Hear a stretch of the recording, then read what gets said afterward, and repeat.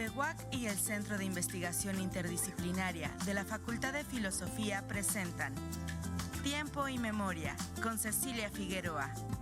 Comenzamos.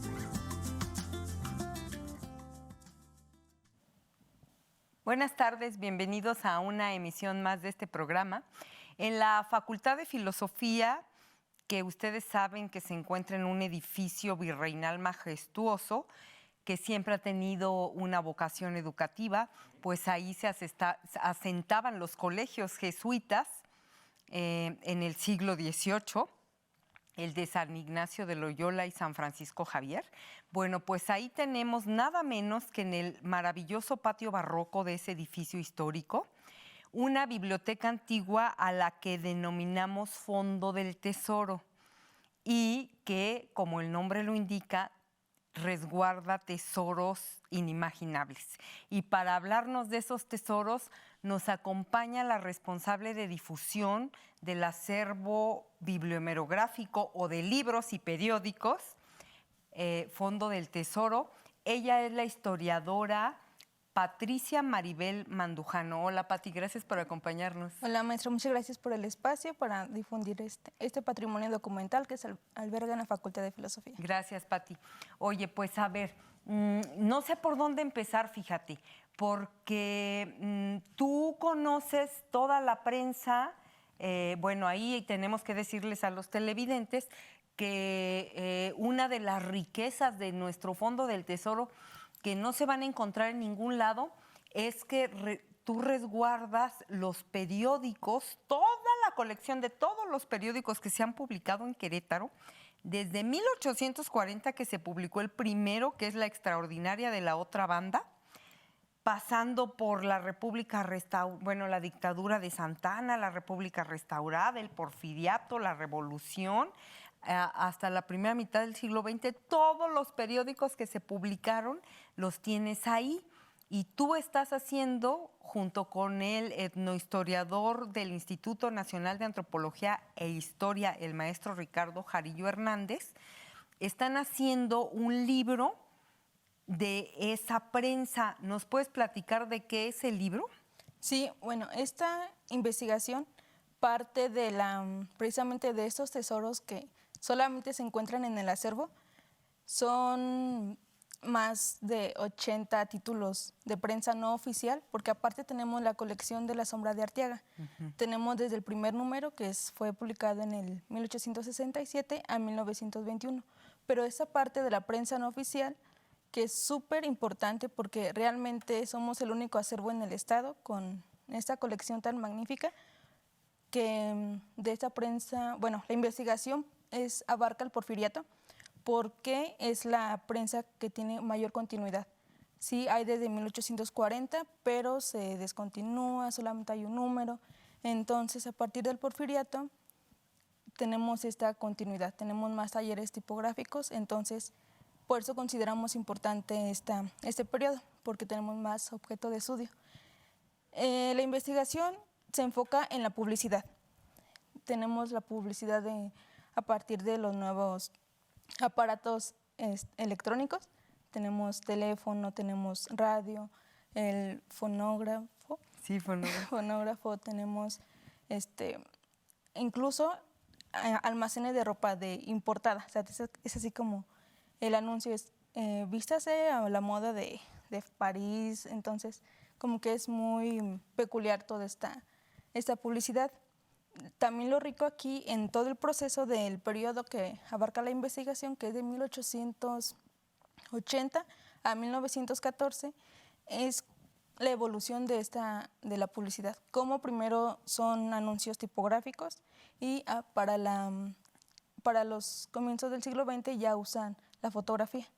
Son muy pocos los que hacen uso de este material, pero ya tenemos presencia de fotografía que también es muy importante. Te decía, platicábamos hace rato de cómo eran los anuncios en la prensa del siglo XIX del fonógrafo, que nos daba risa porque pues el ser humano no había tenido contacto con esos aparatejos que hablaran, ¿no? Y entonces en los anuncios, para que la gente no se espantara, hacían una descripción así súper detallada de lo que iba a suceder con el fonógrafo. Y entonces tú compras tu fonógrafo y te llega a tu casa. Y entonces le das cuerda y va a salir la voz de una persona, te advertían, ¿no? Como para que no vayas a pensar que es el diablo. Y eso es muy divertido, ¿no? De cómo el cinematógrafo y el fonógrafo incursionan en el país, pero sí a veces se dan, no el gusto, sino tienen la delicadeza de explicar, porque acordémonos que, por ejemplo, en el caso del el cinematógrafo, hubo gente que salió corriendo al ver cómo se le venía la locomotora, ¿no? El tren completo aquí, y no entendían que esa imagen no se iba a salir de la pantalla y salían corriendo. Entonces, hablábamos de eso, Pati, y también platicábamos, háblanos de esto, porque los anuncios son muy interesantes, dicen mucho de la época. Por ejemplo, en cuanto a medicamentos o suplementos alimenticios que pensamos que es algo del siglo XXI, ¿de qué te acuerdas, de qué anuncios? Bueno, tenemos el famoso... ¿Emulsión? Emulsión de Scott, ajá. O sea, ya desde entonces estaban esa publicidad, pero es muy variada la publicidad que tiene. O sea, es como de un hombre cargando como al mismo frasco. O sea, hay niños.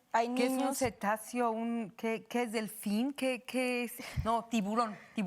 Es aceite de hígado de tiburón. Uh-huh. Hay una presentación de la prensa, bueno, de los anuncios que recuerdo que todavía es como dibujada a lápiz, ¿verdad? Sí. Que aparece el hombre y atrás trae a su tiburón, ¿verdad? Sí, hay de esos, hay imágenes de niños que dicen, no, pues mi hijo, tipo testimonios, que estaba muy débil, pero le dimos la emulsión de Scott y súper bien. También, en cuanto a medicamentos, está la referencia a diferentes medicamentos, incluso internacionales, que llegaban a las boticas de Querétaro y nos dan como estos testimonios milagrosos de que, por ejemplo, de los cólicos, de que una mujer sana tomaba cierto medicamento. Y pues es muy notorio cómo hacen este tipo de anuncios, cuando también la investigación aporta la consulta de archivos de defunciones y vemos cómo había mujeres que incluso fallecían por cólicos. Entonces sí es muy contraste la publicidad a la realidad que se vivía en la ciudad de Querétaro en ese periodo, porque pues el ideal de la prensa era que todos consumieran ese tipo de productos, ajá, pero realmente, pues, ¿quiénes eran los que consumían tales medicamentos? O sea, pues, eran muy pocos. Entonces, desde el hecho de que quiénes compraban el periódico o quiénes leían. Entonces, la investigación sí hace una crítica muy interesante en cuanto a esta situación de la vida cotidiana en la ciudad de Querétaro. Más del 80%, recuerdo que al estallar la revolución, más del 80% de la población era analfabeta. O sea, imagínate, evidentemente la prensa era para la élite y los productos que ahí se vendían igual, ¿no? También sabes que es muy interesante, que a mí me da mucha risa, pero obviamente es un anacronismo de mi parte porque yo lo veo desde el siglo XXI. ¿Cómo no? Pues obvio la mercadotecnia no existía. Entonces te decía que es muy chistoso ver en el cajón de ropa del señor Miguel Pérez, que se encuentra además no escatimaban en palabras, así un discurso de 8 días era un anuncio, ¿no? La tienda de ropa del señor Miguel Pérez Alcocer, que se encuentra en la antigua calle de Locutorios, número tal, centro histórico, código postal, Puedes encontrar la emulsión de Scott, pero clavos para pegar en la pared, para clavar en la pared, pero zapatos, pero ropa importada, o sea, como que la división el giro de este negocio son los zapatos y el de aquel es la ferretería. Eso no existía, ¿verdad? Eso es muy, muy divertido. Sí, de hecho, también en la investigación tratamos de hacer una separación por giro mercantil. Entonces, sí es muy curioso porque, de acuerdo a la publicidad, pues intentamos como separarlo por giro. Pero en un periódico se anuncia principalmente, no sé, mercería, en otro es ferretería, pero es el mismo negocio. Entonces, sí venden que la ropa, que la ferretería, que mercería, que la palería, libros de religiosos, entonces sí es como que muy particular el comercio de la época, que también hace contraste con este comercio informal que son los mercados. Entonces en la investigación también trabajamos un poquito como que el establecimiento de los mercados, el mercado Escobedo, que es que se ubica en la Plaza Constitución, bueno, en lo que ahora es la Plaza Constitución, y también se ve un proceso de la economía informal. Te iba a preguntar antes de las actas de defunción, pero a ver, hablabas ahorita de lo religioso. Algo que me comentabas que es muy interesante, que yo te decía que consulté ese periódico, La Cruz, que es una especie de periódico, revista quincenal, si mal no recuerdo, de la Iglesia Católica, ¿no? Como institución. Y entonces yo te decía que para mí fue bastante desagradable porque pues obviamente responde a la época, pero me acuerdo de un sacerdote que escribía tiro por viaje una columna que tú me dices que es el padre Ignacio Loyola, y sí me acordé que era él, donde decía cómo educar a las hijas.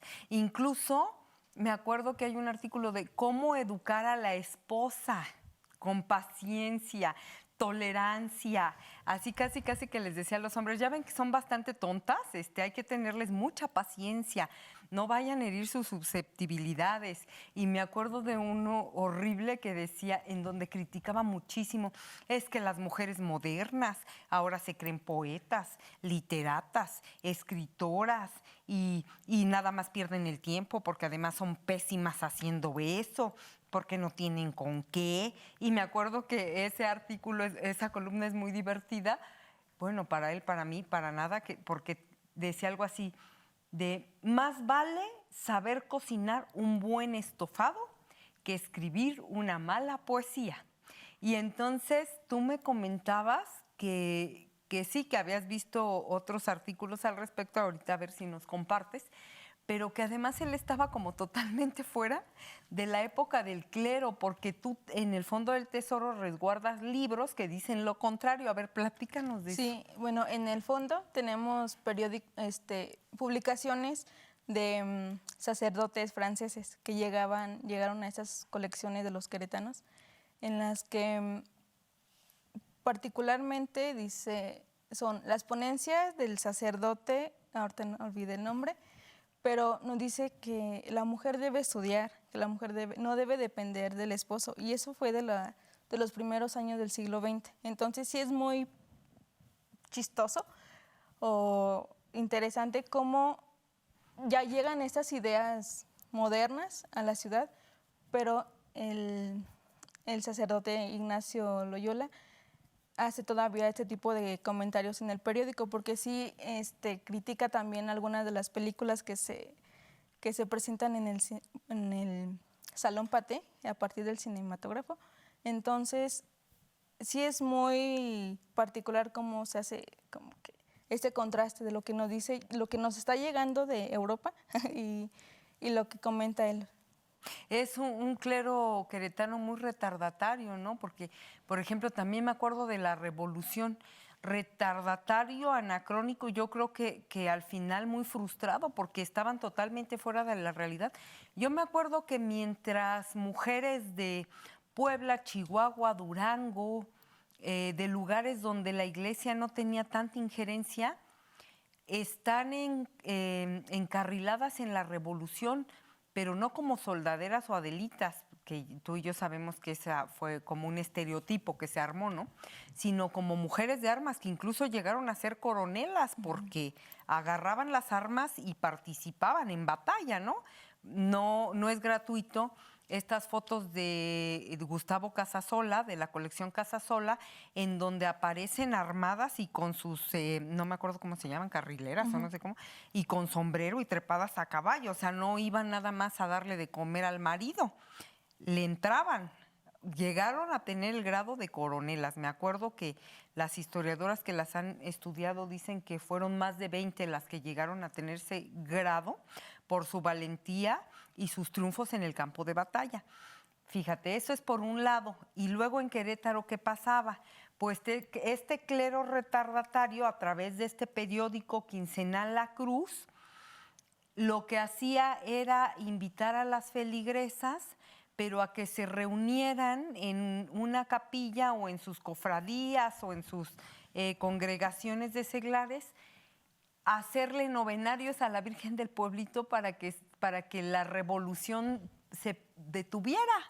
O sea, imagínate, es un país que está en guerra, que hay unas injusticias sociales y espeluznantes, en donde las mujeres del norte están echadas para adelante y ya están en la revolución, y las queretanas rezándole el rosario a la Virgen del Pueblito para que se acabe la guerra. Sí, bueno, que también es una que va más allá, o sea, es recordemos que el sacerdote Ignacio Loyola apoyaba la candidatura de Carlos M. Loyola, que estaba de alguna manera en contra del maderismo. La participación de la mujer en esta época también tuvo injerencia en los centros antireeleccionistas. Entonces, no solamente hubo mujeres en batalla, sino también quienes aportaron a la política. Entonces, pues sí, es como esa intervención de la misma Iglesia Católica en Querétaro, como mantenía a la mujer ahí, rezando, en cuestiones más... Como marginada, sí, relegada, ¿verdad? Sí, sí, sí. Al ámbito doméstico. Ajá, porque pues realmente en ese momento la participación de la mujer estaba siendo activa en la política, entonces... Las sí. periodistas fueron súper destacadas, la prensa de mujeres en la revolución súper destacada, y a ver, háblanos de esto, ya estamos en la prensa de la revolución. Además, tú dices que aquí Carlos M. Loyola, que es el gobernador católico conservador, después de que se triunfa la revolución maderista, es el primer, si mal no recuerdo, gobernador maderista de Querétaro, pero es ultracatólico. Pero tú dices que este sacerdote a través de la prensa aprovechó para darle difusión para que ganara, mintiendo y diciendo que era su hermano cuando en realidad no lo era. Sí, ahí se aprovechó el sacerdote porque él sí tenía un hermano que se llamaba Carlos M. Loyola, pero él era comerciante, o sea, era uno de los principales comerciantes de la ciudad, pero sí aprovechaba esa cuestión de la cercanía con la sociedad queretana para que de alguna manera votaran a favor de Carlos M. Loyola, el candidato, que si bien no era tal cual maderista, pero sí terminó siendo gobernador a partir de algunos conflictos políticos, pero ganó él. Pero además, otra cosa que nos comentabas tú, que has revisado la prensa de este periodo electoral, que yo te decía que es muy significativo, que revisas la prensa en periodo no electoral y hay 3 periódicos. Y luego están en proceso electoral para elegir gobernador o intermedios como diputados, cambio de ayuntamiento, y ¡fum! De repente, 45 periódicos en Querétaro. Es que cada club, que ahora se llaman partidos políticos, funda su periódico para hacerse promoción y para hablar bien de su candidato, pero mal del de al lado. Y dices que ahí, en ese tinglado, tú te enteraste que Carlos M. Loyola no solo era antimaderista, sino que era ultracatólico, pero que lo más ridículo, bueno, o paradójico o kafkiano, es que Carlos M. Loyola era el candidato del Partido Liberal, no del católico. Ajá, del católico fue Juan N. Frías, pero sí estuvo como muy chistoso porque primero Carlos M. Loyola rechazó una candidatura del partido, no recuerdo el partido, pero rechaza esta candidatura y se la ofrecen a Alfonso M. Veraza. Ajá. Entonces, pues este partido se siente traicionado porque Carlos M. Loyola se fue al contrario. Entonces sí, o sea, hay periódicos que se atacan entre ellos. Puede ser el mismo director del periódico, pero tiene a lo mejor 4 periódicos. O sea, entre estos 4 todos le atacan, no sé, La Verdad, el periódico La Verdad, toda su publicidad es sátira, toda. O sea, no hay nada, o sea, es como muy chistoso porque durante la investigación buscamos publicidad y vemos la publicidad de La Verdad y es así como que, a ver, ¿cómo que almacenes el chanchullo? O sea, ¿de qué se trata, no? Porque sí hacen muchos comentarios de que ven por tus tabletas de, no sé, hipocresía o ven fotos porque son para atacarse entre ellos y pues sí, o sea, la verdad es, el periódico La Verdad es muy curioso por estas cuestiones de pleito político. Pero además, ¿sabes qué? Te platicaba que a mí se me hace muy raro, bueno, antes de que López Obrador regresara a este discurso de liberales contra conservadores, que eso, yo digo, ¿eso que no se quedó en el Cerro de las Campanas el día que fusilaron a Maximiliano? O sea, como que ya nada que ver. En ese periodo me acuerdo que una vez que cae Porfirio Díaz y triunfa la Revolución Maderista, entonces ya todos son revolucionarios y maderistas y liberales. Y me acuerdo, no me voy a acordar qué periódico es, y El Estandarte, La Verdad, no me acuerdo porque son pasquines políticos finalmente, pero una arma muy, muy socorrida que usaban era, ese partido político es maximilianista, ¿eh? Y son conservadores, ¿eh? Y son católicos. Y entonces dices, a ver, espérense, pero es que ya habían fusilado a Maximiliano, no sé, hace más de medio siglo, y estos periódicos seguían utilizándolo para atacarse. Y me acuerdo perfecto que también usaban el arma de ser porfirista o no. Ah, no, es que el candidato, acuérdense que era funcionario porfirista y es un hipócrita y es un mentiroso y es un... Entonces es muy divertido ver qué argumentos usan para atacarse entre sí, ¿verdad? Sí, de hecho, en La Verdad usan mucho este tipo de ataques porque Alfonso M. Veraza, él acusaba totalmente de ser porfirista a Carlos M. Loyola por toda esa trayectoria política que tuvo durante el periodo. O sea, recordemos la inferencia que tuvo Carlos M. Loyola en los festejos del centenario. Entonces, pues a él lo acusaban totalmente de porfirista, por eso cuando ya cae el periodo, cae Madero, pues lo quita el nuevo presidente. Pero además es cierto, porque ahí sí es cierto, porque Carlos M. Loyola, que es el primer gobernador revolucionario, es nada menos que el hijo de don Bernabé Loyola, que es un ultramillonario hacendado porque se sirvió con la cuchara grande en el porfiriato a más no poder. Y ese es el gobernador emanado de la Revolución Maderista.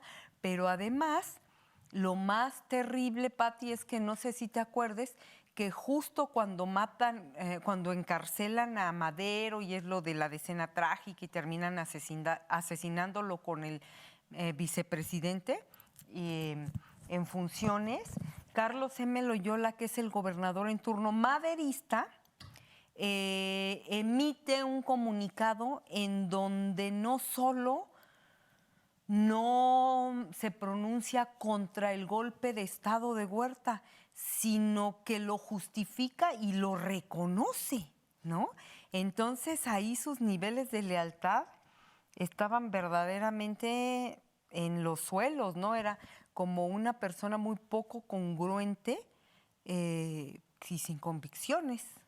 Sí, de hecho ya cuando Victoriano Huerta llega a la presidencia, pues de alguna manera él lo remueve del cargo porque, pues sí, o sea, la lealtad de Carlos M. Loyola era como algo súper de lo que se tenía que dudar y por eso no llega el nuevo gobernador impuesto por Victoriano.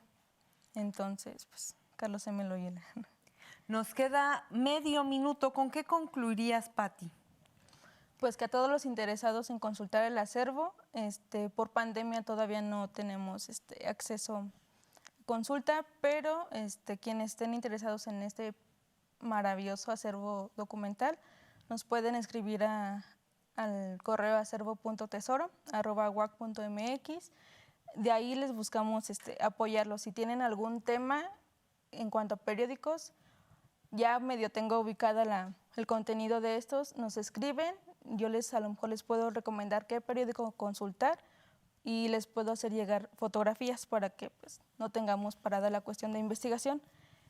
También en el Facebook de Fondo del Tesoro o a mi correo institucional patricia.mandujano@uac.mx y pues en lo que podamos ayudarles. Muchas gracias, Pati. Y además también vamos a recordarles a los televidentes que como método de consulta hay 3 catálogos publicados, tanto de libros, de periódicos, de lo que hay en el fondo del tesoro. Entonces yo creo que es un tesoro sin explorar, que está abierto para los investigadores y para los interesados. Los invitamos a nuestros televidentes y a la historiadora Patricia Mandujano. Muchas gracias por habernos acompañado el día de hoy. Gracias a usted. Gracias. Y a nuestros televidentes nos vemos en la próxima emisión. Buenas tardes. TV UAC y el Centro de Investigación Interdisciplinaria de la Facultad de Filosofía presentaron Tiempo y Memoria con Cecilia Figueroa. Gracias por acompañarnos.